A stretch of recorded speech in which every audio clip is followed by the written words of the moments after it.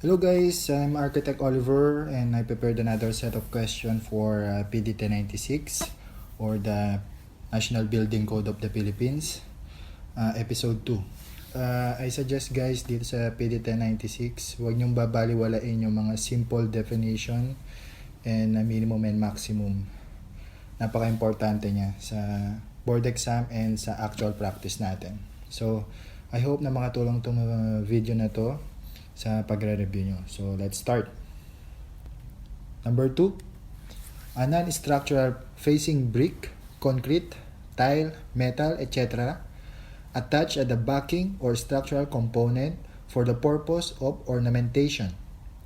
Again, a non-structural facing brick, concrete, tile, metal, etc.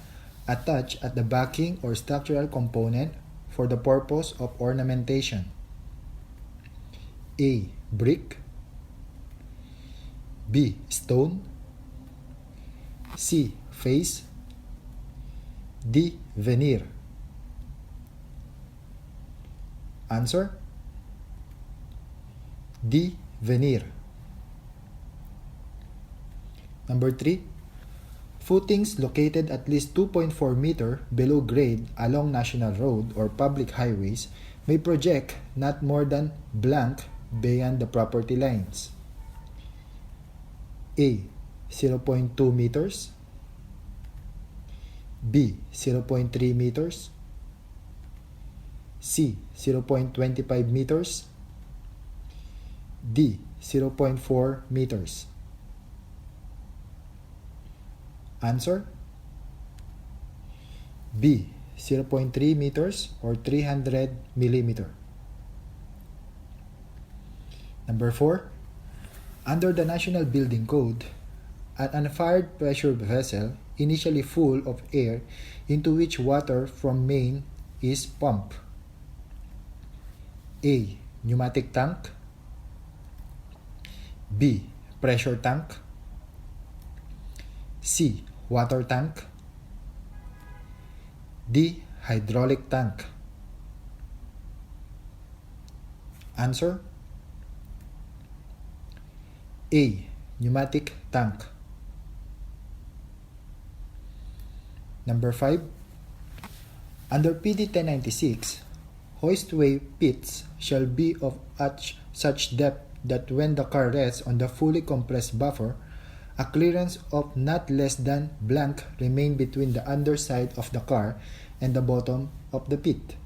Again, under PD1096, hoistway pits shall be of such depth that when the car rests on the fully compressed buffer, a clearance of not less than blank remain between the underside of the car and the bottom of the pit. A. 300 mm. B. 500 mm. C. 400 mm. D. 600 mm. Answer? D. 600 mm. Number 6. In application of building permit, how many sets of survey plan, design plans, specification, and other documents prepared, signed, and sealed over the printed names of the duly licensed and registered professional? A. 3 sets. B. 6 sets. C. 5 sets. D. 7 sets. Answer? C. 5 sets. Number 7. Which below is not exempted from payment of building permit fees? Again, which below is not exempted from payment of building permit fees? A. Public buildings. B. Traditional indigenous family dwelling with the total cost of which does not exceed 15,000 pesos. C. Those covered by BP 220. D. Both A and B.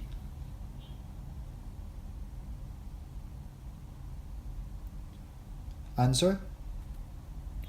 C. Those covered by BP220. Number 8. Under PD1096, every corridor or exit balconies serving an occupant load more than 10 shall have a width not less than. Again, under PD1096, every corridor or exit balconies serving an occupant load more than 10 shall have a width not less than A. 900 mm, B. 1100 mm, C. 1000 mm, D. 1100 meter. Answer? B. 1100 millimeter. Number 9. The administration and enforcement of this code, including the imposition of the penalties for administrative violation thereof, is vested in the blank. Again, the administration and enforcement of this code, including the imposition of the penalties for administrative violations thereof, is vested in the blank. A. President, B. Building official, C. DPWH Secretary, D. Architect. Answer? C. DPWH Secretary. Number 10. A lot fronting on but one street or public alley and the remaining side bounded by the lot lines. 1. A. Inside lot, B. Corner lot, C. Front lot, D. Interior lot.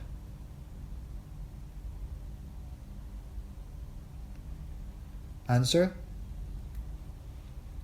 A. Inside lot.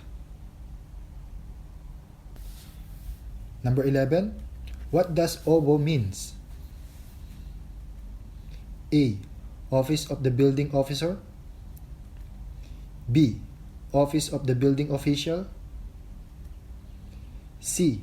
Office Building Officer, D. Officer of the Building Official. Answer? B.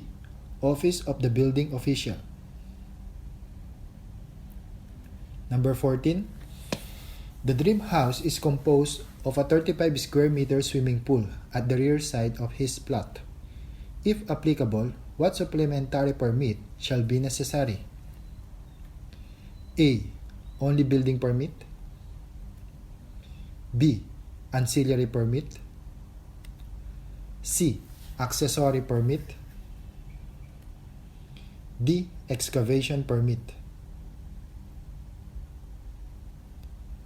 Answer? C. Accessory permit. Number 15. On the first sheet of the standard title block prescribed by the OBO contain spaces for division, section, action. What office is stated on the third space block from the upper right? A. Land use and zoning, B. Line and grade, C. Architectural, D. Civil structural. Again, on the first sheet of the standard title block prescribed by the OBO contain spaces for division, section, action. What office is stated on the third space from the upper right? Answer? B. Line and grade. 18. The architect designed his dream house and specified the use of steel and concrete construction with walls, ceiling, and permanent partitions made of incombustible, fire-resistive material, except the portion of permanent non-bearing partition of 1 hour fire-resistive construction. Instead, a fire retardant treated wood within the framing assembly was utilized. What type of construction does the project belong? Again, the architect designed his dream house and specified the use of steel and concrete construction with walls, ceiling, and permanent partitions made of incombustible fire-resistive material, except the portion of permanent non-bearing partitions of 1 hour fire-resistive construction. Instead, a fire retardant treated wood within the framing assembly was utilized. What type of construction does the project belong? A. Type 1, B. Type 2, C. Type 3, D. Type 4. Answer: D. Type 4. 20. The proposed residential building is located in an area where there is no available sanitary sewage system. To where shall the sewage be disposed? Again, the proposed residential building is located in an area where there is no available sanitary sewage system. To where shall the sewage be disposed?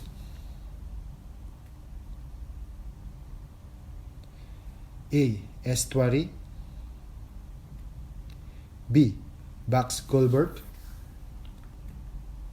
C. Catch basin, D. Imhoff.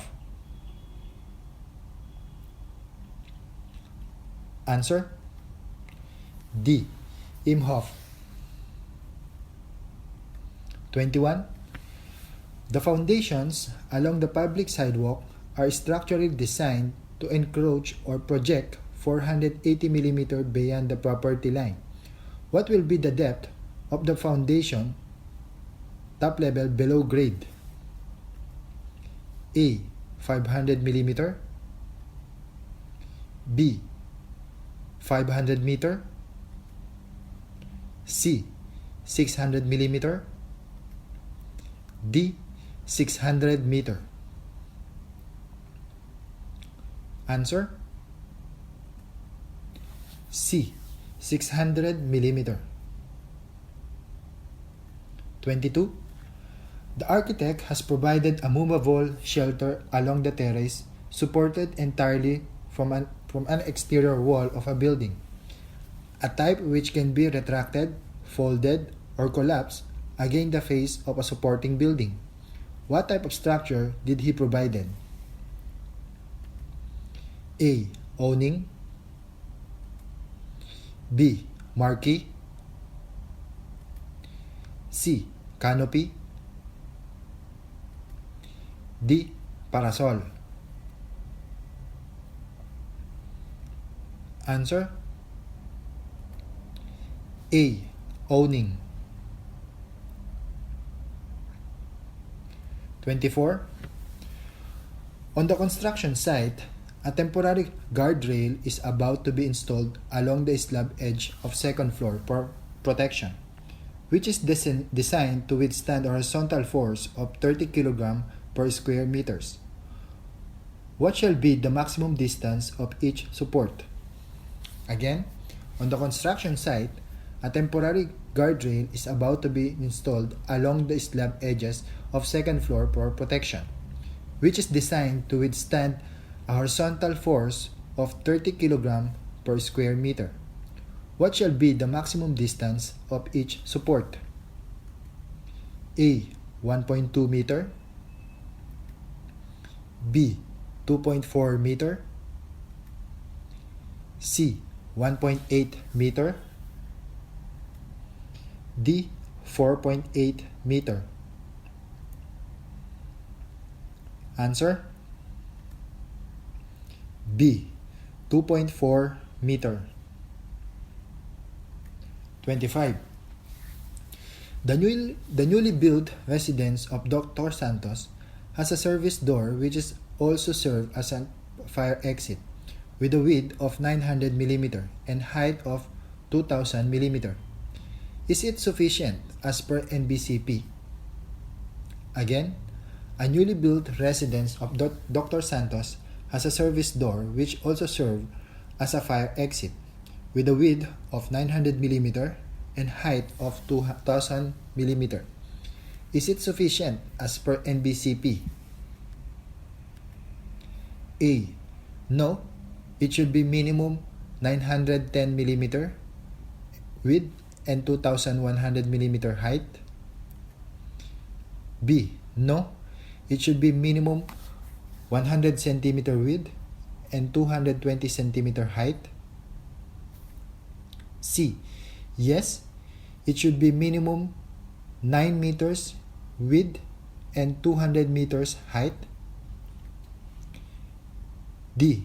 Yes, it should be minimum 90 cm width and 200 cm height.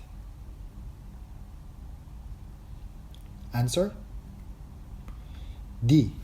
Yes, it should be minimum of 90 cm width and 200 cm height. 26. The expected occupants of the new Santos residence are Dr. Santos, his wife, who does not want window stair, and their 3 children. The architect followed the exact dimension of stair as per NBCP. What is the dimension of riser and run successively? A. 200 mm by 250 mm. B. 200 mm by 300 mm. C. 180 mm by 280 mm. D. 180 mm by 250 mm.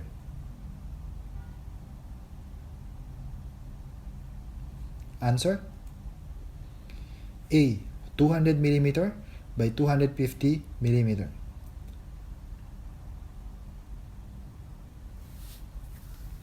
(27) The architect has provided a skylight roof on the living room as requested by Mrs. Santos. He used glass panel to transmit light and the structure is supported by metal frames. The thickness of the glass should not be less than A. 10 mm, B. 16.5 mm, C. 12.5 mm, D. 20 mm. Answer? C. 12.5 mm. 29. Prior to handing over the site, the full-time supervisor should have kept at the job site a blank wherein the same shall be made available for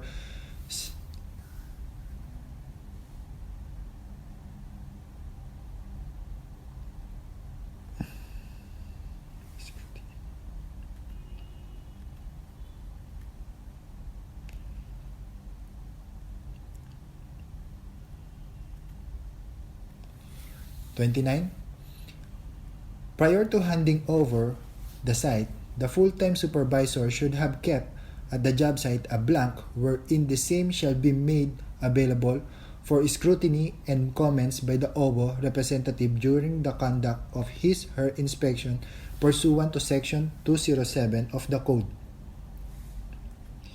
A. Logbook of daily construction activities.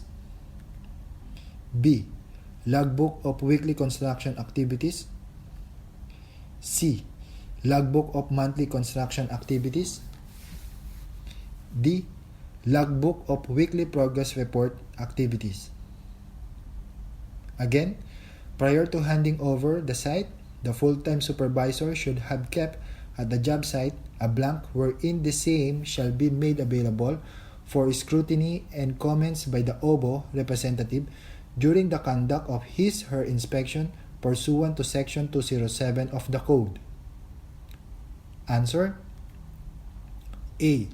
Logbook of daily construction activities. 30. Upon completion of the construction, Dr. Santos has submitted the logbook duly signed and sealed by the building officials, including as-built plan and other documents. With the assistance of his architect and contractor, Dr. Santos should also submit to OBO what certificate?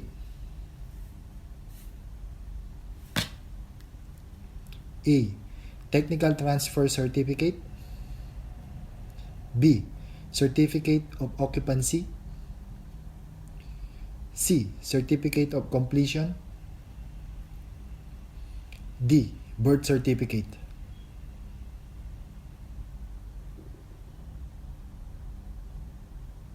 Answer: C. Certificate of completion. 31. Projection of balconies and appendages having a street width of 14 meters or above. The extent of projection over an alley or street is A. 60 meter, B. 1 meter, C. 1.5 meter, D. 1.3 meter. Again, projection of balconies and appendages having a street width of 14 meters or above. The extent of projection over an alley or street is? Answer: C. 1.5 meter. 32. As per PD1096, who assists the Secretary in the administration and enforcement of the provision of the Code and its IRR?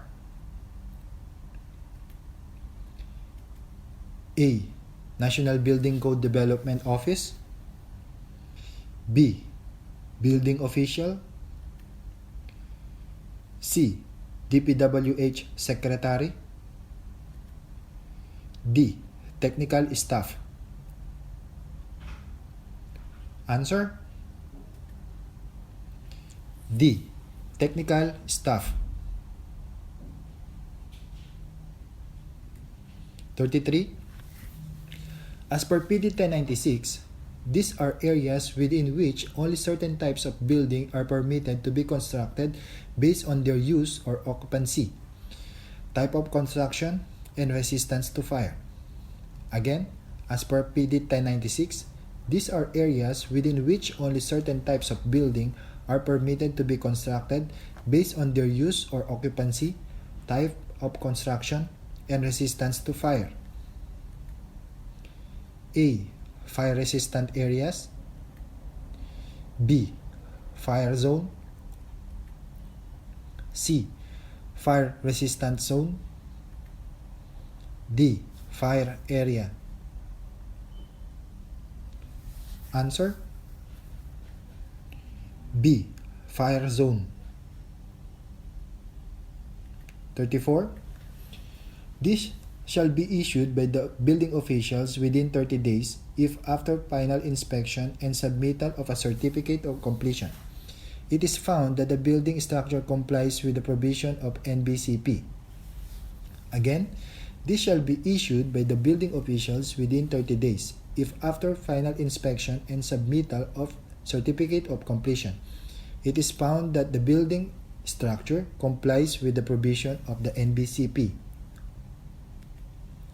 A. Building permit. B. Certificate of completion. C. Certificate of occupancy. D. Release order. Answer: C. Certificate of occupancy. 35. As per PD1096, a locational clearance shall be obtained by the owner or permittee from where? A. City Municipal Engineering Administration. B. City Municipal Zoning Administration. C. City Municipal Assessor Administration. D. City Municipal Office of the Mayor Administration.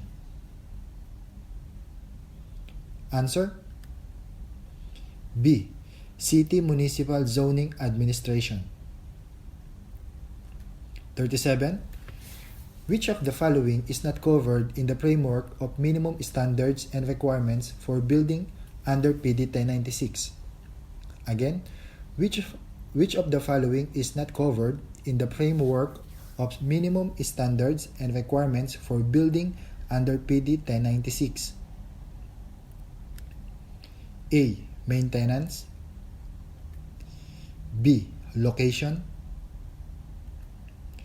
C. Quality of materials. D. Aesthetic value. Answer: D. Aesthetic value. 38. As per PD1096, which of the following is not a basis for assessment of building permit fees? A. Building use or occupancy. B. Land value. C. Building height. D. Floor area. Answer: B. Land value. 39. As per PD1096, who appoints the building official? Again, as per PD1096, who appoints the building official? A. Local government official, like mayor. B. Executive Office of the National Building Code Development Office. C. Chief Executive Officer of the Department of Public Works and Highway. D. President of the Republic of the Philippines. Answer: C. Chief Executive Officer of the Department of Public Works and Highway. 40. As per PD1096, the minimum number of story in height requiring one or more dry standpipe. Again, as per PD1096, the minimum number of stories in height requiring one or more dry standpipes. A. 3 stories. B. 4 stories. C. 5 stories. D. 6 stories. Answer: B. 4 stories.